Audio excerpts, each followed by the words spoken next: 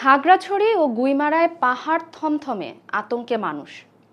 জামায়াতে ইসলামীর নতুন লোগো কি বার্তা দিচ্ছে? আর বিএনপি বলছে ভারতের সঙ্গে বন্ধুত্ব চাই, দাদাগিরি নয়। সুপ্রিয় দর্শক, খবর সংযোগের বাংলা নিউজের রাজনৈতিক খবরে আপনাদের স্বাগতম জানাচ্ছি আমি ফারিহা আহমেদ। খাগড়াছড়ি ও গুইমারার পরিস্থিতি। পাহাড়ি কিশোরী ধর্ষণের অভিযোগ ঘিরে রক্তাক্ত সহিংসতার পর খাগড়াছড়ির সদর ও গুইমারায় বিরাজ করছে আতঙ্ক। শনিবার ও রবিবার সংঘর্ষে ৩ জন নিহত ও ১৩ সদস্য আহত হন।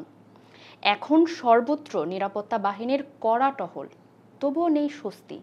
আজ চতুর্থ দিনের মতো অবরোধ চলছে। আতঙ্কের মধ্যে দিন কাটাচ্ছে স্থানীয়রা।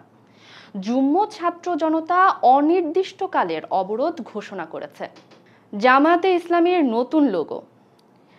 ৯ বছর পর আবার লোগো পরিবর্তন করেছে জামায়াতে ইসলামী। স্পেনের রাষ্ট্রদূতের সঙ্গে বৈঠকে জামায়াত আমির ডাক্তার শফিকুর রহমানের পেছনে রাখা দলীয় পতাকা এবং দেয়ালে লাগানো নতুন লোগো সামনে এসেছে। নতুন লোগোতে সবুজ পতাকার মাঝে কিতাবের উপর উদীয়মান সূর্য রয়েছে। তার উপর রয়েছে কলম। কলমটি ব্যবহৃত হয়েছে দলীয় প্রতীক দাড়িপাল্লার দণ্ড হিসেবে।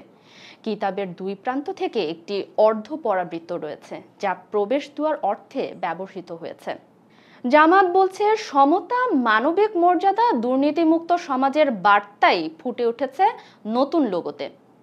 বিএনপি ও ভারতের সম্পর্ক। বিএনপি মহাসচিব মির্জা ফখরুল ইসলাম আলমগীর নিউ ইয়র্কে স্পষ্ট জানালেন, বাংলাদেশ ভারতের ছোট ভাই নয়, বরং সমমর্যাদার বন্ধু হোক। তিনি বললেন, দাদাগিরি নয়, বন্ধুত্ব চাই। দেশের স্বার্থ বিকিয়ে কোনো সম্পর্কই চাই না। তিনি অভিযোগ করেন, আওয়ামী লীগ সরকারের সময় দিল্লি ভোটারবিহীন নির্বাচন সমর্থন করেছে, ফলে ক্ষতিগ্রস্ত হয়েছে আওয়ামী লীগ ও ভারতের ভাবমূর্তিও। খাগড়াছড়ির অস্থিরতা, জামায়াতের লোগো পরিবর্তনের রাজনীতি আর বিএনপির ভারতকে বার্তা, সব মিলিয়ে উত্তাল রাজপথ ও রাজনীতি। কাজল হায়দারের রিপোর্টে ফারিহা আহমেদ, খবর সংযোগ।